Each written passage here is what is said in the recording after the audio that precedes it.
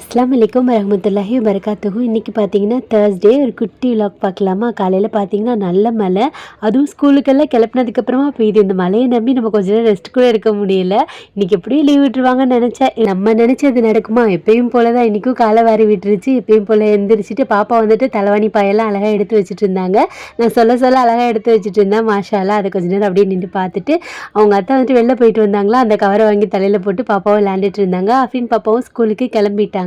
அவளை அங்கிட்ட அமுச்சு வச்சுட்டு எப்பயும் போல் சுடு சுடு என்னோட டீயை வந்துட்டு சுடு பண்ணி குடிச்சிட்டு இன்றைக்கி மத்தியானத்துக்கு பார்த்தீங்கன்னா ரசம் தான் ரெடி பண்ணிக்கிட்டு இருந்தேன்னா, அதுவும் ஒரு சைடு வச்சுட்டு தொட்டுக்கிறதுக்கு பார்த்தீங்கன்னா சிக்கன் சும்மா எந்த மசாலாவும் போடாமல் தக்காளி, வெங்காயம், கருவேப்பிலை, கொஞ்சம் இஞ்சி பூண்டு பேஸ்ட்டு, கொஞ்சம் மஞ்சள் பொடி, மிளகா பொடி இது மட்டும்தான் இதில் போட்டுட்டு அப்படியே சொல்ல சொல்ல கிண்டியாச்சு. சூப்பராக இருக்கும் டேஸ்ட்டும்.